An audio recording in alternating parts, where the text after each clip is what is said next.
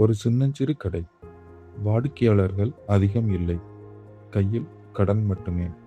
சுற்றியுள்ள அனைவரும் இந்த கடை விரைவில் மூடப்பட்டுவிடும் என்று கூறினார்கள். ஆனால் அந்த ஒரு சின்ன கடை இன்று உலகின் மிகப்பெரிய பிராண்டாக நிற்கிறது. எப்படி? அதன் பின்னே இருப்பது வெறும் அதிர்ஷ்டம் மட்டுமல்ல, மனித மனதின் ஆழமான புரிந்து கொண்ட ஒரு அற்புதமான உத்தி. இன்று அந்த ரகசியத்தை நாம் அறிந்து கொள்வோம். ஒரு சின்ன நகரத்தில் ஒரு இளைஞன் பெரிய கனவுடன் வெறும் கையோடு ஒரு கடை திறந்தான். முதல் நாள் யாரும் வரவில்லை. முதல் வாரம் சில பேர் மட்டுமே வந்தார்கள். முதல் மாதம் நஷ்டம் மட்டுமே. வங்கிகள் கடன் தந்தது. முதலீட்டாளர்கள் மறுத்தார்கள். நண்பர்கள் ஏளனமாக சிரித்தார்கள்.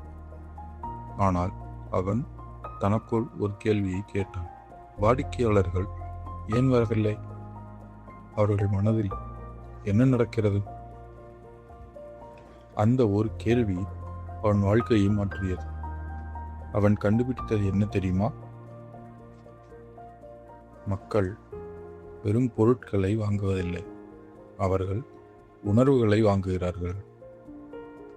இந்த வெற்றியின் பின்னே 3 நடத்தை அறிவியல் ரகசியங்கள் இருக்கின்றன. ரகசியம் 1. அடையாள உளவியல். மக்கள் பொருட்கள் வாங்கும்போது தனக்குத்தானே ஒரு கேள்வியை கேட்கிறார்கள். இது என்னை எப்படி காட்டும்? இப்பொழுது அவன் புரிந்து கொண்டான். தன் பொருட்களை வாங்குபவர்கள் சாதாரணமாக உணரக்கூடாது. அவர்கள் மிகவும் சிறப்பாகவும் தனித்துவமாகவும் உணர வேண்டும். அதற்கு அவன் செய்தது என்ன? தன்னுடைய கடையை வெறும் கடையாக வைக்கவில்லை, அதை ஒரு அனுபவமாக மாற்றினான். பயனாளர்கள் உள்ளே நுழைந்தவுடன் ஒரு வித்தியாசமான உணர்வு. பார்க்கும்போதே வாங்க வேண்டும் என்று தோன்றும்.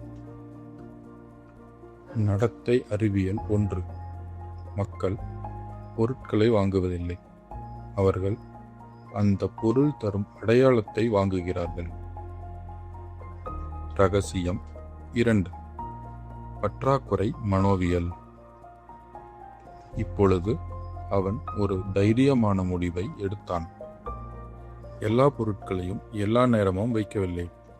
குறிப்பிட்ட நேரத்தில் மட்டுமே கிடைக்கும், குறிப்பிட்ட அளவு மட்டுமே இருக்கும் என்று உருவாக்கினான். மக்களுக்கு என்ன ஆனது தெரியுமா? இப்பொழுது விட்டால் கிடைக்காமல் போய்விடும் என்ற பயம் வந்தது. அறிவியல் சொல்கிறது, கிடைக்கும்போது வேண்டாம் என்று தோன்றும், கிடைக்காது என்று தெரிந்தால் உடனே வேண்டும் என்று தோன்றும். இதுதான் பற்றாக்குறை மனோவியல். நடத்தை அறிவியல் 2. அரிதானது மதிப்புமிக்கது என்று மூளை நம்புகின்றது. குறைவாக இருந்தால்தான் அதன் மதிப்பு அதிகரிக்கும். ரகசியம் 3. சமூக சான்று உளவியல். அவன் கண்டுபிடித்த 3வது ரகசியம் மிக சக்தி வாய்ந்தது. மக்கள் தானாக முடிவெடுப்பதில்லை, மற்றவர்கள் என்ன செய்கிறார்கள் என்று பார்த்து முடிவெடுக்கிறார்கள். அதனால் அவன் என்ன செய்தான்? முதல் வாடிக்கையாளர்களை கொண்டாடினான். அவர்களை தூதுவர்களாக மாற்றினான். அவர்கள் சொன்னார்கள், இந்த கடை அற்புதம். வாய் வார்த்தையாக பரவியது. கூட்டம் கூட்டமாக வந்தார்கள். ஏன் தெரியுமா?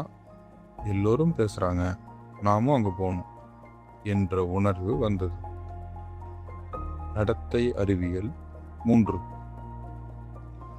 மனித மூளை தனியாக முடிவெடுக்க பயப்படும். மாறாக கூட்டம் செல்லும் திசையில் செல்வதே பாதுகாப்பு என்று நம்புகின்றது. இந்த 3 உளவியலும் இப்பொழுது உங்கள் வாழ்க்கையிலும் நடக்கின்றது. புகழ்பெற்ற பிராண்ட் ஆடை வாங்குகின்றீர்களா? அது அடையாள உளவியல். கடைசி 2 மட்டுமே உள்ளது என்று கேட்டவுடன் வாங்குகின்றீர்களா? பற்றாக்குறை மனோவியல். நண்பர்கள் சாப்பிட்ட உணவகத்திற்கு நீங்களும் செல்கிறீர்களா? சமூக சான்று உளவியல். இப்பொழுது புரிந்திருப்பீர்கள். நாம் சுதந்திரமாக முடிவெடுக்கிறோம் என்று நினைத்திருப்பீர்கள். ஆனால் உண்மையில் நம் மூளை இந்த 3 உளவியலுக்கும் அடிமையாக இருக்கிறது. அந்த இளைஞன் கற்றுக்கொண்டது, நாம் விற்பது பொருட்களை அல்ல, உணர்வுகளை. எல்லாவற்றையும் கொடுக்காதே, அரிதாக வை. தனியாக நிற்காதே, கூட்டத்தை உருவாக்கு. இந்த 3 ரகசியங்களும் ஒரு சாதாரண கடையை உலகின் மிகப்பெரிய பிராண்டாக மாற்றியது. இந்த ரகசியங்களை உங்கள் வாழ்க்கையில் நடைமுறைப்படுத்தி நீங்களும் வாழ்வில் வெற்றி பெறலாம். இது போன்ற ஆழமான உண்மைகளை அறிய எங்களுடன் இருங்கள்.